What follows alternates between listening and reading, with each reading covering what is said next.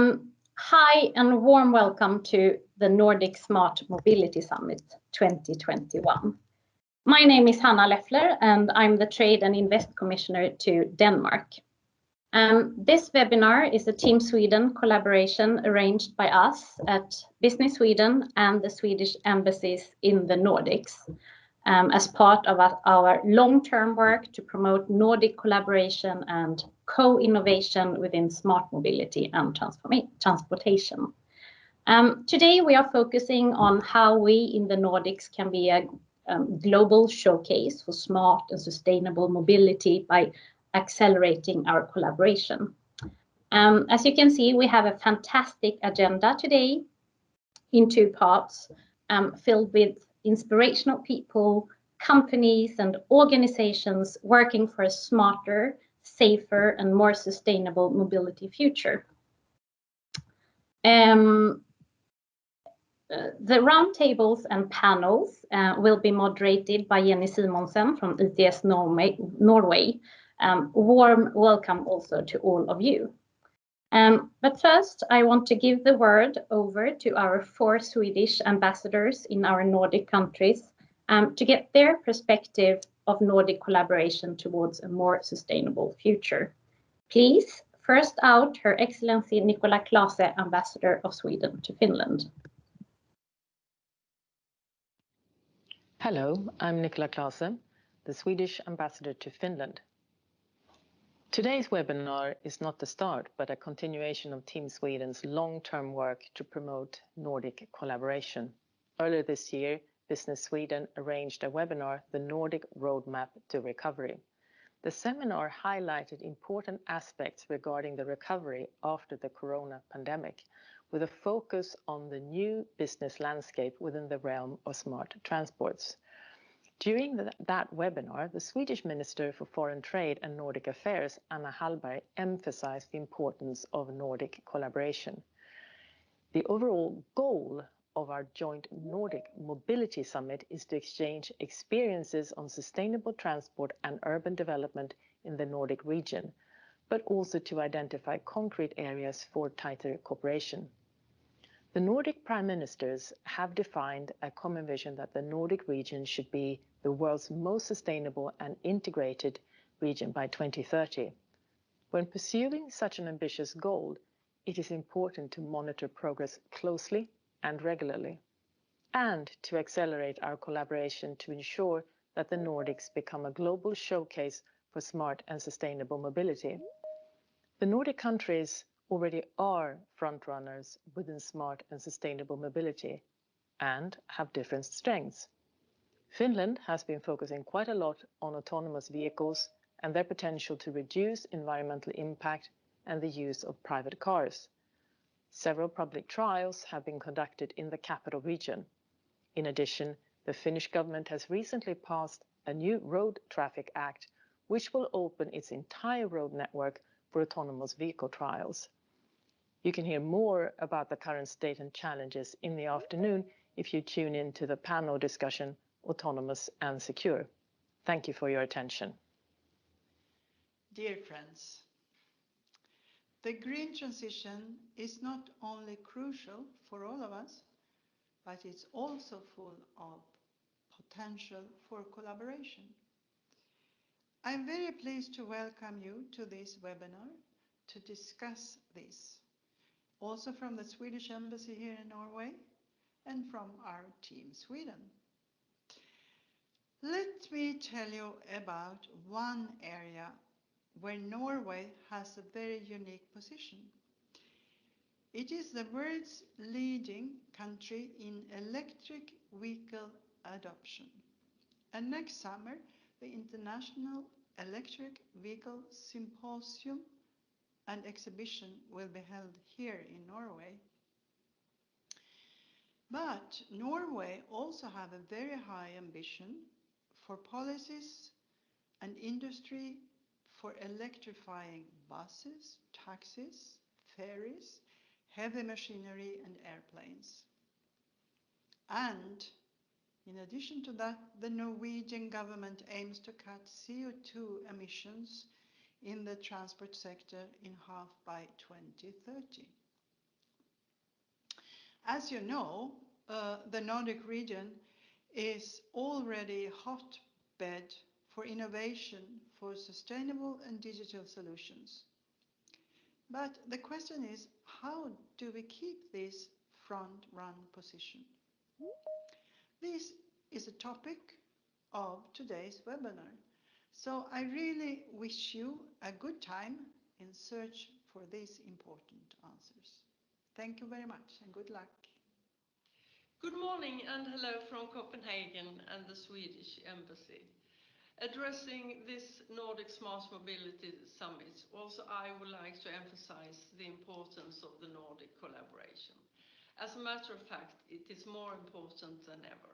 Not only the vision of the most sustainable and integrated region, but more decisively, how our Nordic countries can continue to share experiences and co-innovate, to become leaders within green transportation and create a global Nordic exhibition window.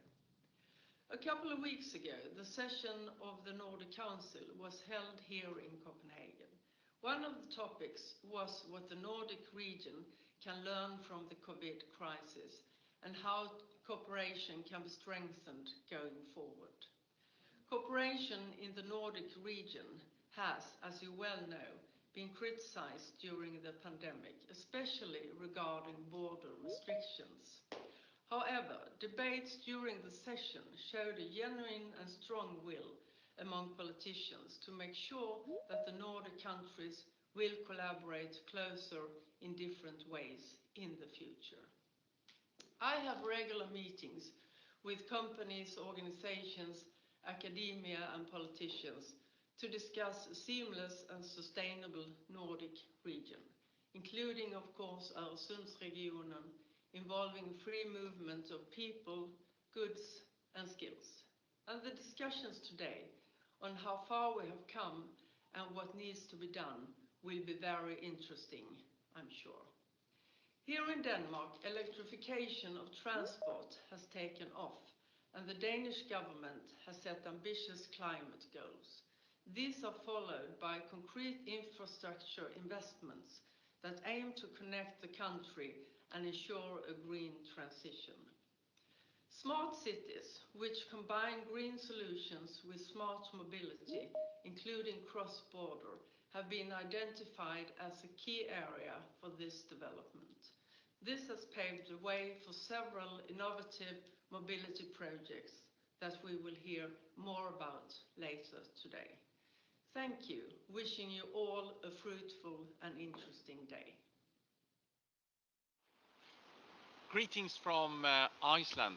As you can see, we have had the first snow for the season. We'll see how long that stays. I'm delighted to join you in this very timely, important Nordic Summit. And I thought I would take 2 minutes of your time as a sort of sales pitch for Iceland. And there are 3 points, perspectives that I would like to share with you. The first one is the obvious fact, as we all know, that Iceland have been using geothermal energy for centuries. What is important to state here now is the fact that all electricity and all the district heating used in Reykjavik and around the island it comes from renewables like hydro and geothermal. And Sweden is a part of that, a small part of it, possibly. Hopefully we will grow, and that is through Climate and Baseload Capital, with whom the Embassy have launched a long-term collaboration looking at the world markets. The second point is a topic which has been very much in focus of international attention during the last year, and that is carbon storage and utilization. That's a big thing here now, as you know, and there are a lot of expertise here in Iceland that they are happy to share with us and where we can collaborate. And my third and final point would be vehicles. As you might know, Iceland is really in the top in Europe, together with Norway, I believe, on the usage of electrical and hybrid cars. Actually, last year, for the first time ever, the majority of new cars bought by Icelanders were either electric or hybrid. And we at the embassy, we see no signs of this slowing down, and it really makes a mark on this city, Reykjavik. So by that, my message from us here to you today is that there are plenty of opportunities for even more strengthened collaboration between Iceland and the rest of the Nordics. Not only in our context here in our region, but very much also on the international growth markets. Sweden and Iceland have signed a unique agreement on how to collaborate, and we are very happy and proud of that agreement that was signed earlier this year. So by that, over to you, Business Sweden, and well done for organizing this. Bye-bye.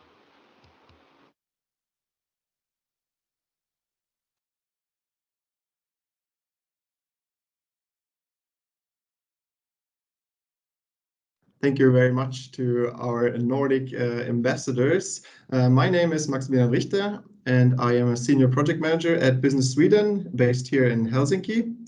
And together with my colleagues, we will now give you a short snapshot of the developments in the Nordic markets. This will, of course, not be exhaustive, but it will give you a picture of what we are working on. Let me start first off by reminding everyone why it is so important to talk about the transport sector and with that a sustainable transport sector. As you can see that about 30% of all greenhouse gas emissions are related to the domestic transport sector, and the road transport is the biggest proportion of that. According to estimates from the European Union, last year in 2020, the emissions dropped by nearly 12 or 13%. But unfortunately, that was just temporary due to the corona pandemic, and we will be expecting a significant rebound this year. As you might all be aware, the Nordic countries have all adopted policies to bring down the emissions down to zero before 2050. But we still have quite a long way to go, as you can see from the graph here on this slide. Here in Finland, for example, the Technical Research Center, VTT, has just come out and released an updated forecast for the emissions from the transport sector until 2045. And that forecast states that even though the emissions are decreasing slightly faster than previously anticipated, there's still approximately 1.25 megatons missing with regards to the goal that has been set up previously, which is 50% to decrease the emissions 50% compared to 2005. That means also without the implementation of additional measures that emissions in 2045 will be still around 50% of what they are today instead of zero. So we still need to focus a lot on bringing the emissions down and use the Nordic collaboration for that. One of the key measures to do that is the electrification of the domestic transport sector. And that has really gained momentum in the last year. Both the sales of new electric passenger cars and the number of public charging points have increased in all of the Nordic countries significantly. However, if you look apart from Norway, the overall share of electric vehicles is still fairly low in most of the countries. Norway, on the other hand, is now experiencing challenges to keep up charging infrastructure with the growing demand. It is said that the recommendation is about 10 electric vehicles per electric charging point, and Norway is now exceeding this fairly much. If we turn our focus to Finland, the EV market has been picking up pace here in the last year. Actually, in June this year, the sales of electric cars for the first time outnumbered the sales of diesel cars, which is a very good milestone.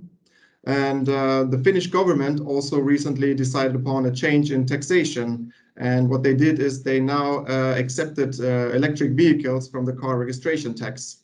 This is important because it also supports companies' transition to electric cars, as they are excluded from the purchase subsidies that is available to the private consumer. If we look at the charging infrastructure in Finland, Finland has exceeded the goals set for 2020, which was 2,000 charging points, but there's still a long way to go to the next milestone, which is in 2030, and it's about 20,000 public charging points. But there's several initiatives ongoing. I will highlight two from the private sector. There's the two largest retail groups, the K Group and the S Group here in Finland, announced this year plans to significantly boost the number of charging points.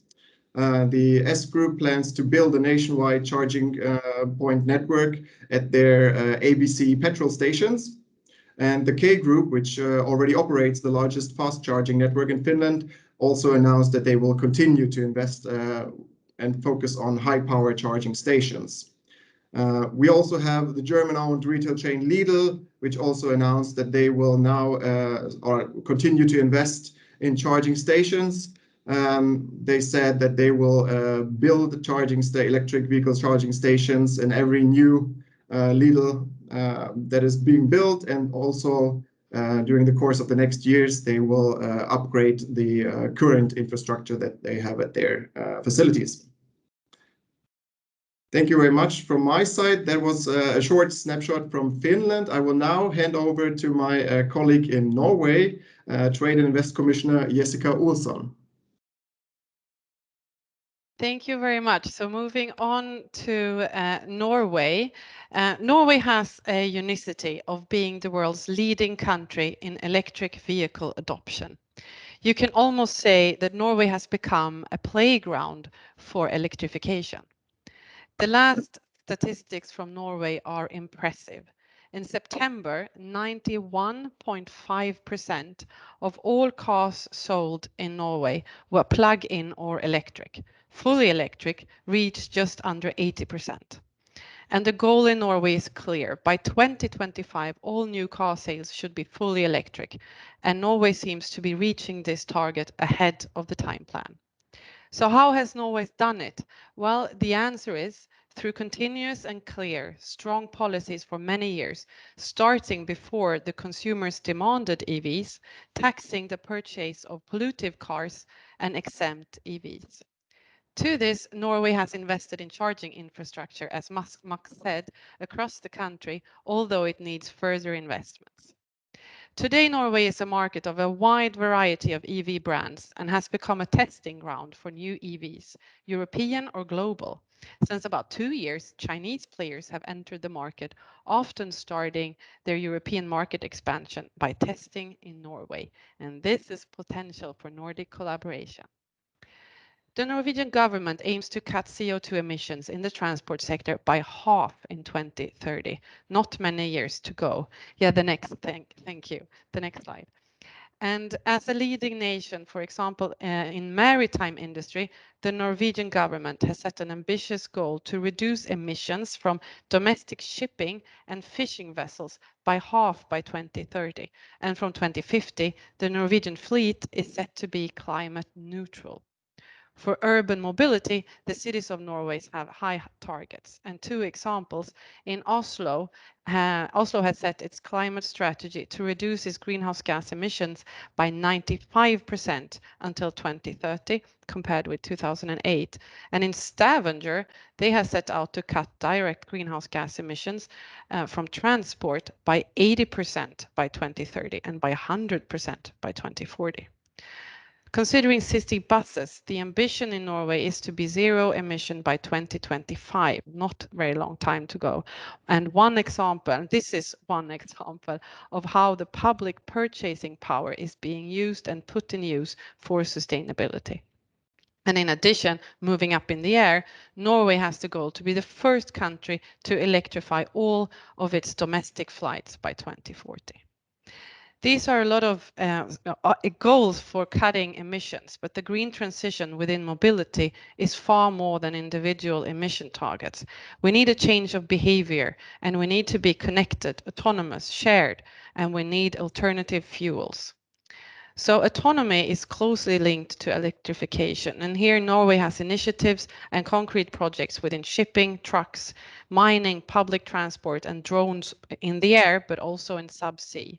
Norway is among the top 3 countries in the KPMG Autonomous Vehicle Readiness Index from 2020, together with Singapore and the Netherlands. And it's time to, or we need to keep that in the Nordics. The world's first fully electric autonomous cargo vessel was actually unveiled in Norway last Friday on November 19th, Yara Birkeland. And with that, moving over to Denmark and back to you, Hanna Leffler. Thank you so much, Jessica.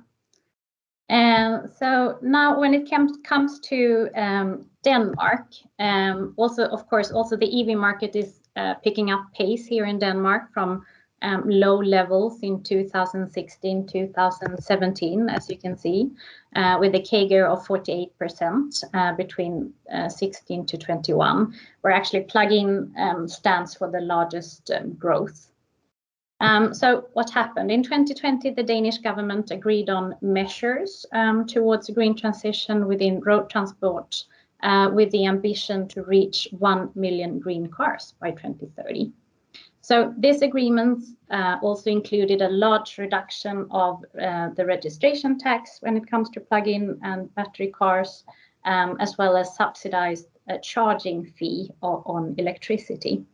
So since it is expensive to buy a car here in Denmark, those tax reductions gave results, and it's now economically beneficial to buy an electric car compared to a traditional car. So, and calculation also shows, depending how those cars are also cheaper to own and drive. So this transformation will go fast, also in Denmark. And some even predict, depending on who you ask, predict a more exponential growth, and that the national target will be reached maybe before 2030. So to summarize, this quotation here from Dansk Elbilsalliance, I think says it, that the lower registration tax, better charging, and more new electric models are really getting the ketchup out of the bottle right now. So next picture, please. So of course, a prerequisite is of course the charging infrastructure that when looking on Maximilian's picture before, here in Denmark, then with 18 cars per charging point. I don't know if I dare to say, but I mean, currently it's quite okay. However, the next step, of course, towards a green transport sector, and then the predicted growth, as we can see, is to largely expand the charging infrastructure by tenfold. And here Denmark have planned investments to build a nationwide charging point network along Statsvejnettet, which are all kind of the main motorways here in Denmark. It's only 5% of the total all roads in Denmark, but it's where 50% of all traffic goes. Along with adjustments of electricity fees for households to promote house installation, among others. So next, please.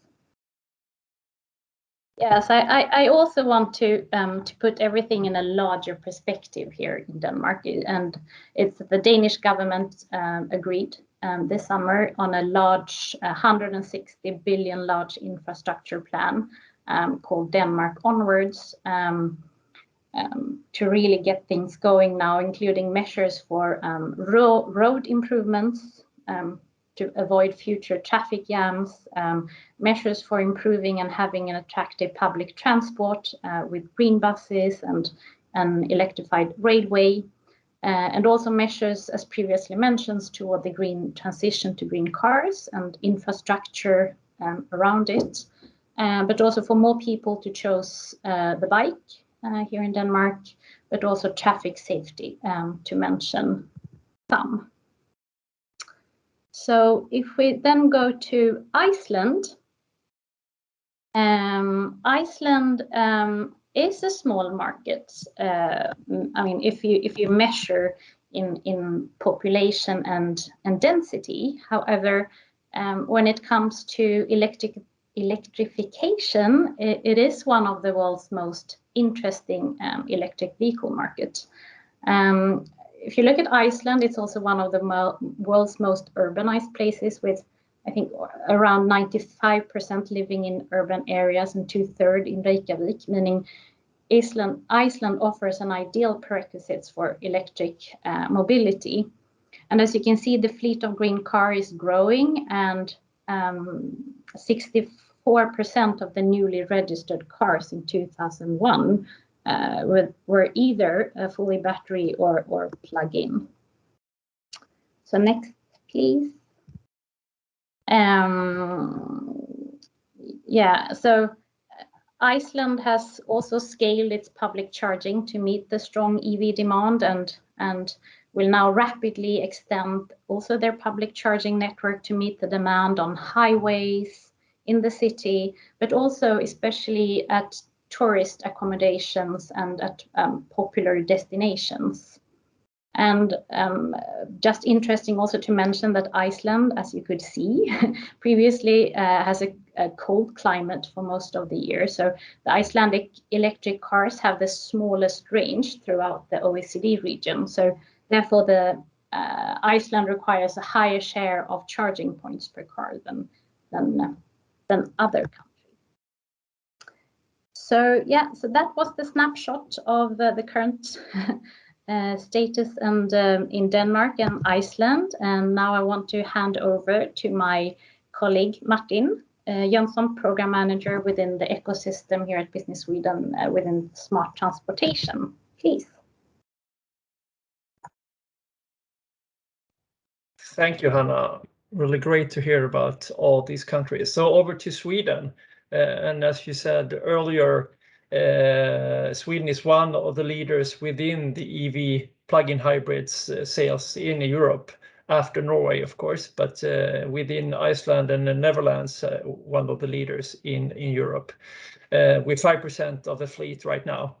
And so I think this is clearly an interesting behavior to follow, and the pace is not slowing down. It's rather increasing really rapidly. We can get over to next slide, please. So the biggest challenge here is the infrastructure, and it's the Climate Leap initiative, or Klimatklivet, which is driving this in Sweden. There are funds have been set since 2015, and now there is a proposition to increase these funds quite strongly during the coming years. So this is one of the things to really solve this for the EVs, but also in terms of trucks. I think this is one of the major issues to decrease the fossil-free transports or decrease the emissions within freight transports. Coming into how Sweden can reach, just to give an examples of how to reach the 2045 goal in net zero emission. We can go to next slide. This is some examples. So one part is biofuels. Sweden has the highest part of biofuels in their to reach in their fuels to get to this zero emission, and always striving to get higher and higher part of biofuels within that. Another interesting area to highlight is as Sweden has tested dynamic charging, or electric roads, as you can call them. In Sweden, since 2016, 4 techniques have been tested in Sweden. The overhead lines with Siemens Scania, the charging rails in with EVIA, Elonroad and Elonroads, but also the inductive with Electrion on Gotland. So really interesting to see. And now next year they will decide on putting on on a road for 20 kilometers between Örebro and Hallsberg. So that will be exciting to see which technique will be applied there. So this is something that where Sweden is really far ahead. And we can go to the next, just a couple of other examples where we have initiative to drive this acceleration is the public transport. In Gothenburg, they have tested for quite a long time buses running. You probably have seen the buses going into a library just to prove how clean they are. And now, quite recently, end of last year, they applied and bought 157 electric buses applied on all streets in Gothenburg. So just also on the ferries, they have applied electric ferries. One thing also to highlight on the maritime level, the Gothenburg port has an initiative together with Scania, Volvo, and Stena Line to get their port 70% to reach 70% emission free by 2030. So I think that's really, really exciting to and also combining all the different types of transports going together. So that's a little bit short about Sweden. So now I'm handing over to Jenny Simonsen at ETS Norway. We're really happy to have you here as moderator. Over to you. Thank you, Martin. Thank you so much for the introduction, and thank you for the excellent start. My name is, as Martin said, Jenny Simonsen, and I work for a member organization called ITS Norway. ITS stands for Intelligent Transport Systems, and we are very much in for collaboration in the Nordic region. So much that we formed a platform that is called Nordic Plus. Nordic Plus means all the Nordic regions plus the Baltic region. A lot of interesting things are happening there that we would like to include them. The Nordic Plus collaboration forms a collaboration platform for innovation, for entrepreneurial, and for starting projects within mobility and keeping them going on so that we will reach our goals that was explained earlier about 2050. And that leads me today where we're here to talk about innovations from the Nordic on a global market from a Swedish perspective. And we have a highly interesting panel to start off with. And in this panel, we have Jon Strand from Nobina Travis. We have Shilan Demir from Zenseact. We have Christopher Sweder from Clean Motion and Karin Ebbinghaus from Elonroad. Instead of me introducing you shortly, I will leave the floor to you to give a short story about you and your company, and then we'll continue on with the questions on why we are in this panel today. So I will ask the ladies to start first. Maybe Shilan, you would like to begin, please. Thank you very much, and thank you for having me here. I am Shilan Demir, Head of Partnership at Zenseact. Zenseact makes software for autonomous driving, which also add a lot of safety to advanced active safety. We are based in Gothenburg, but we have office also in China. And most of our advanced testing happens in California. So we are acting on a global market. We have a bold vision to reduce death in traffic towards zero. That's short of what Zenseact is, and I've always been very interested in sustainability and also making impact for the society. So being at Zenseact with a clear purpose of saving lives, it's an honor to be. So I hope we can contribute to this journey. Sounds like you're way on your way, Shilan. Thank you so much for the short and good introduction. Karin, I will leave the floor to you. Thank you so much, and thank you for having us. As you said, my name is Karin Ebbinghaus. I'm the CEO of Elonroad, and we are what we're called, electricity on road. Nothing to do with Elon Musk, not yet, even though we quite often say that Elonroad, it's a Musk. But we're not based in Gothenburg, we're based in Lund. Despite my bad jokes. So we have developed an electrical road system that really enables you to drive with infinite range, and you don't have to carry on board all the energy you need to transport yourself. So you can settle with smaller batteries, and we think that is really good for the environment. So our proposal is really to make more use of the resources we have on Earth. So fewer vehicles, smaller batteries and infinite range. That is what we want to accomplish. Thank you, Karin. Very interesting to hear a little bit more going on forward. John, please, if a short introduction. Yes, thank you. My name is John Strand, and I'm the CEO of a small startup within Nobina called Nobina Travis. For those of you who doesn't know about Nobina, it's actually the largest public transport company in the Nordics, active in all the Nordic countries except for Iceland, mainly in tendered bus contracts.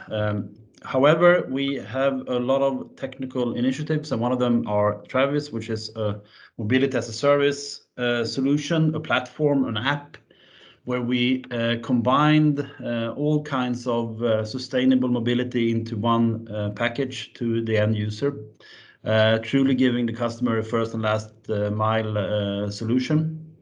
Mobility as a service was the buzzword of the transport and mobility industry in 2017-18, and so far there hasn't been that many initiatives. But I would say that what we are doing right now in Travis is truly mass.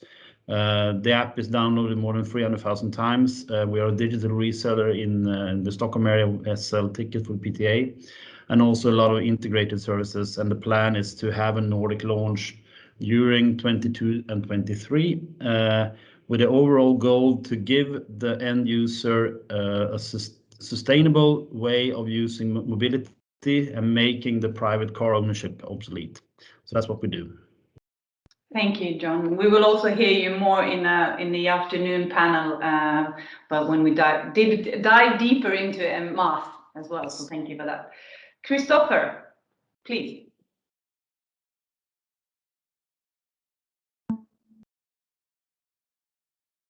We can't hear you.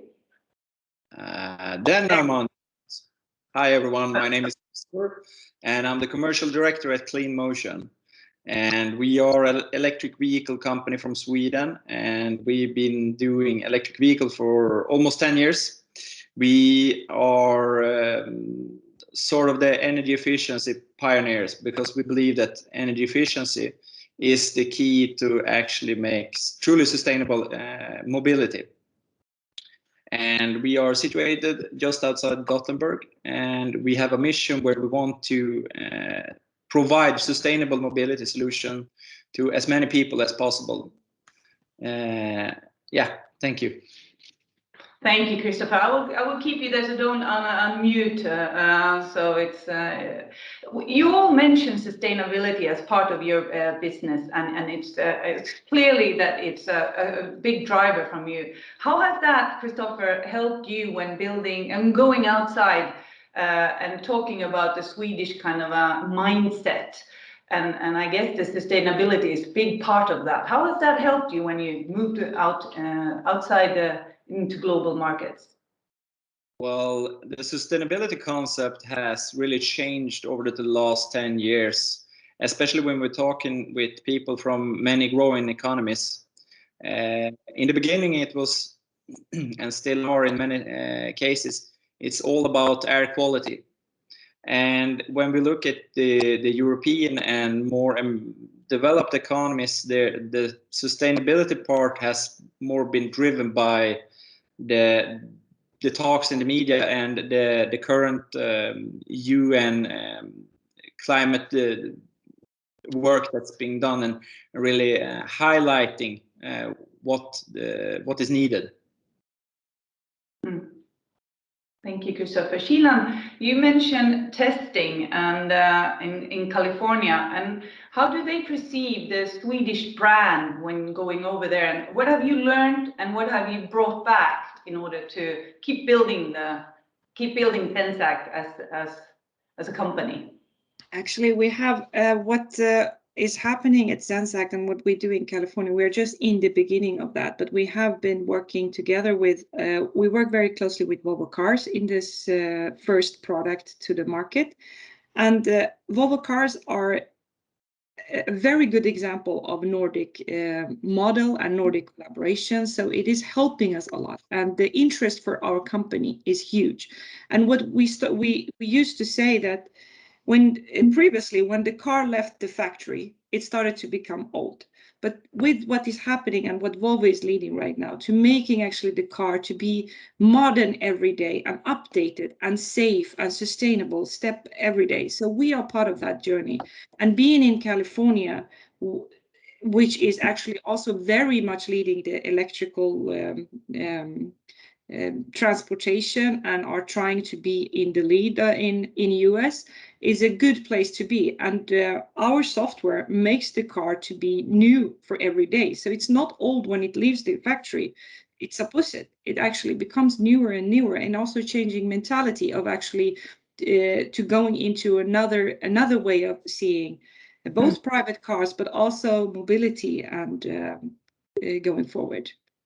Just a short follow-up question here, Sheila. Would you say that Volvo has paved the way quite good for other companies and companies like yourself in order to gain a little bit more visibility from VCs and other investors and other markets, just to see that, look, we come from Sweden, this has helped us? I think Volvo is a very good role model when it comes to on the global market. But at Zenseact, previously Zenuity, also has paid a lot on the global market. We have a huge interest, not only from actually people wanting to join the company coming from all around the world, but also the collaboration we see. I'm responsible for the partnership, and we see a huge interest from everywhere of the world to be part of this, to work closer together with us, to create a safe software for the future.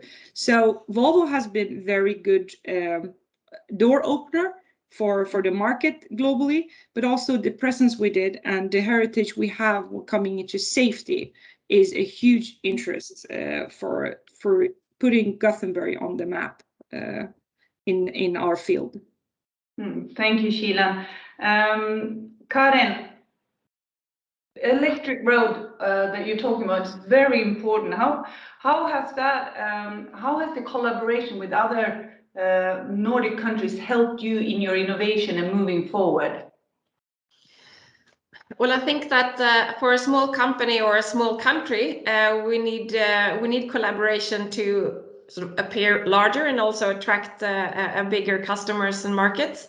But we are really, really happy that one of our investors is Bring, which is the logistic company owned by the Norwegian Post, because it really shows, I mean, the different application areas of electrical roads or this kind of charging solution.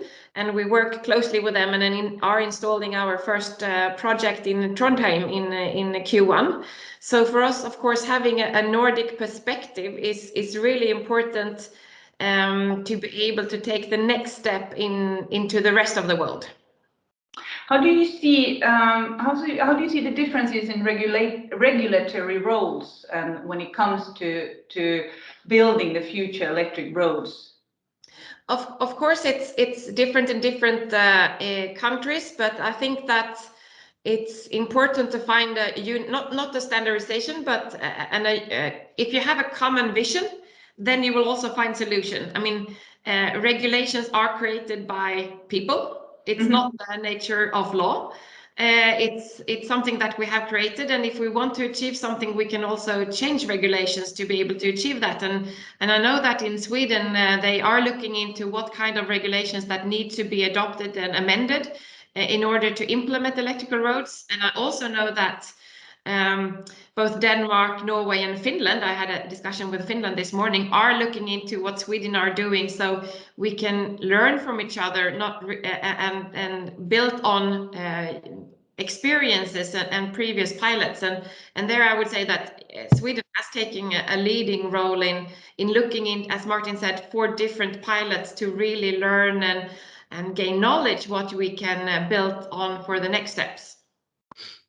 Thank you. John, when it comes to mobility as a service and moving people, it needs to be seamless and it needs to be on demand. How do you see the collaboration has helped you in creating the best mass solutions?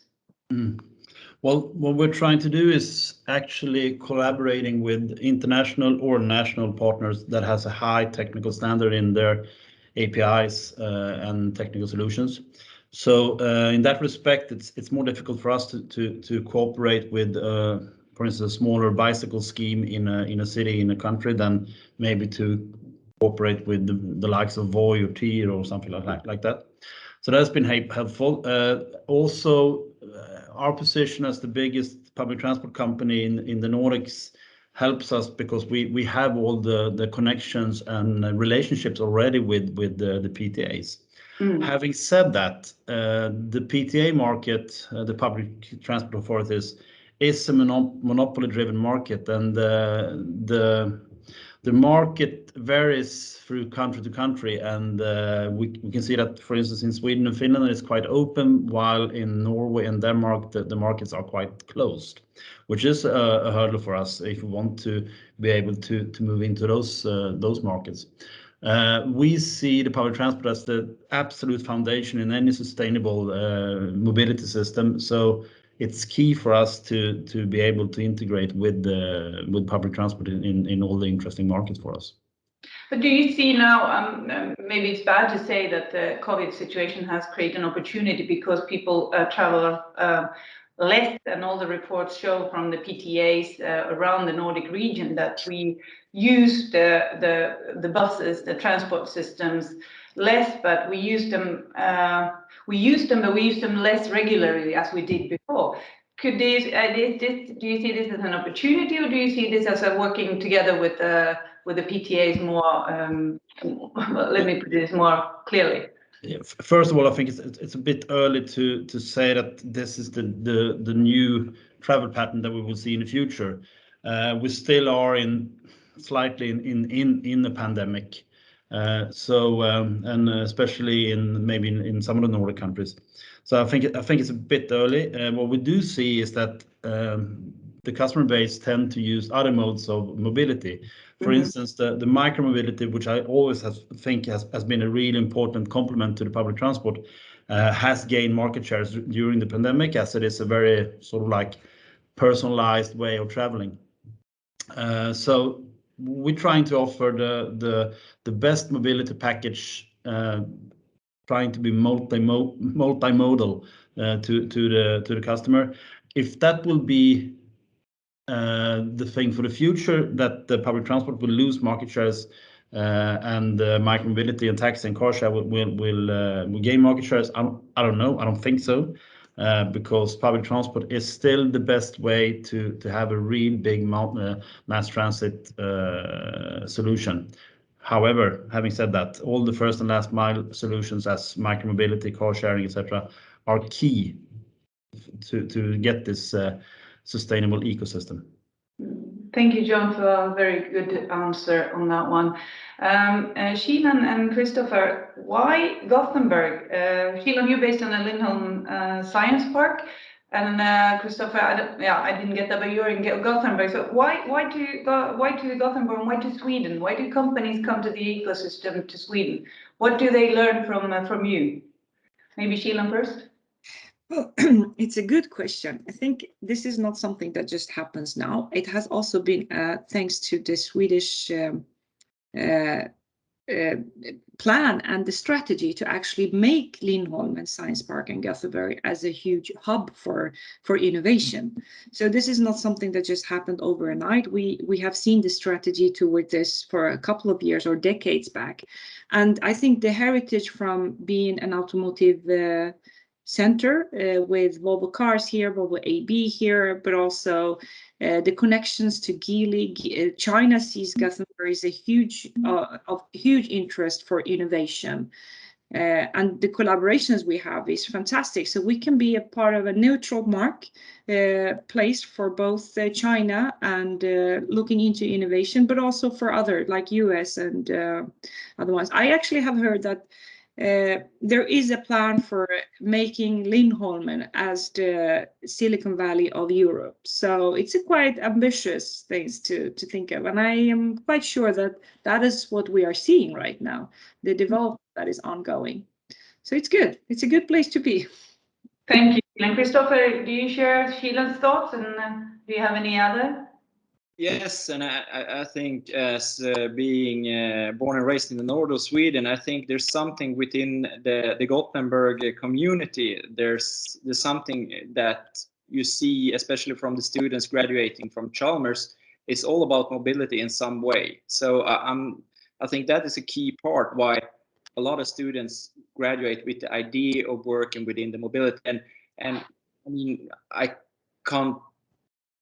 it's obviously a big part of it is the tradition of the Volvo companies in the region. I wouldn't say otherwise. Exactly. Excellent, thank you there. We are closing in a little bit time, but I would like you to kind of reflect on one question. If you would to be, when we think about the future, it's supposed to be, as I said earlier, sustainable, connected, and electric or zero emission, depending on the view. What is your kind of a wish or kind of a demand, if you would be in that position, towards let me put it this way, the regulatory role or the market around you? Karin, you first.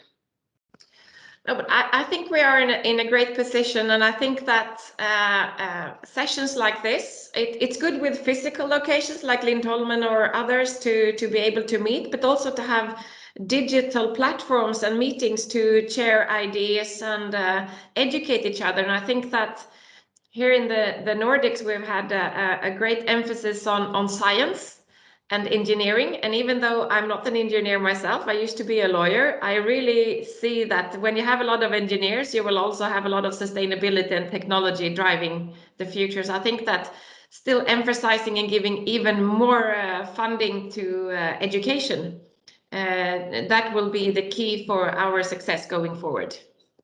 Excellent, thank you. John? Yes, I would say that always embrace the sustainable way of mobility, because right now we see signs of that the private car ownership is actually gaining market shares, especially in the bigger cities, so that we make it very attractive not to have a private car, and not with bans or regulations, but more than that we will be able to give the customer mobility solutions that is attractive enough and addressable enough to actually start winning back those market shares. Also, what I see as a problem is that we see some closed markets where actors tend to strive for monopoly rather than competition. So that is something that we're trying to fight and trying to avoid. So that is the wish list right now. Very good points there, John. Thank you very much. Sheila, what are your thoughts? Yeah, I agree with all that has been said, but in the end of the day, it is the customer that decides how this could work. And I think that regulators need to understand there is a need for transportation. There is a need. People want to be more sustainable, but it has to be also convenient. And today we are lacking that effort. I think it will be very good if the regulators and the decision makers are more bold, to be honest, bold and dare to actually invest in this, so it becomes a solution for the customers, the consumers, to use rather shared services than going out and buying their own car, if that is. But right now there is not good enough solutions, and especially in Sweden, if you look into a bigger city in Europe, it is much easier to just order an Uber or Bolt or wherever. But here it tends to be increasing. We need to electrify the vehicles. We need to make it like it doesn't go fast enough. That is, it needs clear direction and be bold to take those decisions that is needed, and listen to see what technology is out there. There's a lot of good things that could be offered. Thank you, Sheila. Christopher? Yes, I agree with Sheila there. It has to move forward in a much higher pace. We as a remark on the Swedish topic, we tend to sit around and fika a little bit too much and celebrate that we come together. And what we really need to do is work, because we talk a lot about sustainability, and the time is something we don't have on our side when it comes to doing something actionable, and it must come from the regulatory and the governments to look through certain regulatory hinders to really set the pace into something that is much, much faster than we are working with today. You have said all very excellent and interesting and very important words and comments, and I thank you all for that. It's been very interesting to have this very short and then deep dive into your thoughts. But I think what you just kind of a summarize is important for us to take further, and you all have various points that I hope also as Business Sweden and ourselves as an organization working on a Nordic level takes further. Though I like the fika part, though I'm feeling that we're almost closing in for that very soon. But I will hand over to Business Sweden and thank you all for your time. And some of you, we will see you soon in the afternoon sessions. Thank you. Thank you. Thank you very much. Thank you. Bye-bye.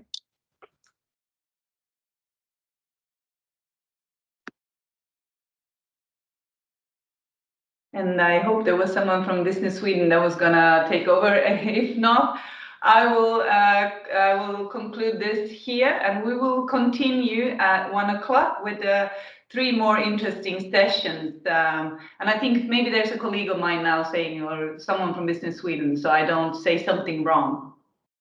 There you are, Hannah. Hi. Hi, yes. So thank you so much for very interesting discussion, and we will definitely take it further together with you. I love the input. So now we have a lunch break for 2 hours, and then we'll meet you all at 1 o'clock again. So thank you and bye-bye.